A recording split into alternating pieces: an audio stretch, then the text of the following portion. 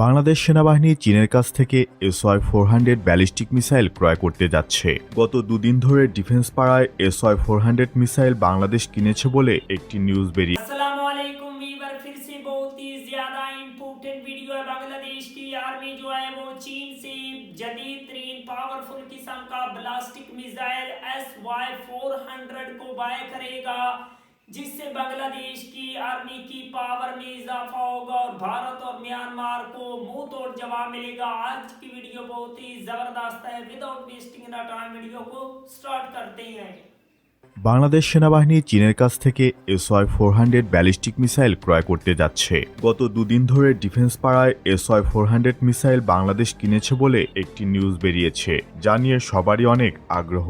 মূলত defence security Asia নামের একটি ওয়েবসাইট থেকে এই নিউজটি ছড়ানো হয়। সেটাকে রেফারেন্স দিয়ে দেশি বিদেশি বিভিন্ন ফেসবুক পেজ ও নিউজ পোর্টাল এই সংবাদটি ভাইরাল করেছে। এখানে বাঙালির মাথায় একটা আবেগ জড়িত S-400 নিয়ে, যেখানে চীনা SY-400 শুনে অনেকেই S-400 এর মতো লং রেঞ্জের জোশ কিছুই কল্পনা করছেন। তবে এখানে বাস্তবতা বোঝা দরকার। বাংলাদেশ আর্মি কোনোদিনও এই সিস্টেম পরিদর্শন করেনি বা আগ্রহ প্রকাশ করেনি। বাংলাদেশ সেনাবাহিনী 2018-19 থেকেই টার্কিশ বোরা ট্যাকটিক্যাল মিসাইল সিস্টেম কেনার ব্যাপারে এগিয়ে যাচ্ছে এবং এখন পর্যন্ত সেটার ব্যাপারেই স্থায়ী পরিকল্পনা নিয়ে এগিয়ে যাচ্ছে।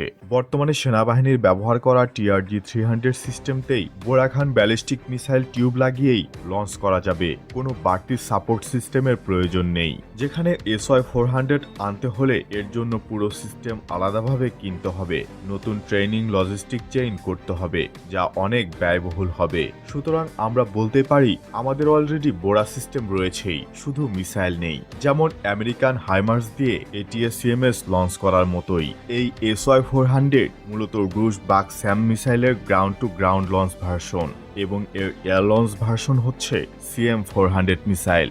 সুতরাং এটিকে প্রপার ব্যালিস্টিক মিসাইল বলা যাবে না। চাইনিজ SY-400 এবং টার্কিশ খান মিসাইলের স্পেসিফিকেশন দেখলেও আপনারা বুঝতে পারবেন। SY-400 এ মাত্র 200 কেজি বা এর কম ওজনের ওয়ারহেড থাকে, যেখানে বোরাখান মিসাইল সিস্টেমে 470+ কেজির ওয়ারহেড যুক্ত। এখন নিজেই চিন্তা করুন কোনটা পড়লে বেশি ক্ষতি করবে। শুধু তাই না, বোরায়ের ওয়ারহেডের ওজন কম বেশি করার মাধ্যমে এর রেঞ্জ বাড়ানো সম্ভব। যত কম ওয়ারহেড ইউজ করবে তত বেশি রেঞ্জে স্ট্রাইক করতে পারবে। অফিসিয়ালি দুইটি সিস্টেমের রেঞ্জ 280 কিলোমিটার বলা হলেও দুটোই 300+ কিলোমিটার দূরে যায়। তবে বোরায়ের ক্ষেত্রে বেশি রেঞ্জে যাবে, কারণ এর সাইজ SY-400 এর তুলনায় ডাবলের বেশি। ওয়ারহেড কমিয়ে রেঞ্জ 300+ কিলোমিটার করা সম্ভব। আর একটা গুরুত্বপূর্ণ বিষয়, SY-400 মিসাইল গাইডেন্স প্রোভাইড করে চীনা বাইডু জিপিএস দ্বারা, যা চীনের রিজনাল জিপিএস। এটা চীনের আশপাশ ভালোভাবে কভার করলেও অন্য দেশে তেমন ভালো পিন পয়েন্ট অ্যাকুরেসি দেবে গ্যারান্টি নেই। অন্যদিকে বোরাখান মিসাইলে NATO GPS plus GLONASS use করা হয়, ফলে পিন পয়েন্ট অ্যাকুরেসি পাওয়া সম্ভব। সব মিলিয়ে বোরাখান সিস্টেম বেটার প্ল্যাটফর্ম এবং বাংলাদেশ সেনাবাহিনী অবশ্যই বোরাখান মিসাইলই নিয়ে আসবে ইনশাল্লাহ। SY-400 নিয়ে এই নিউজটি পুরোটাই গুজব।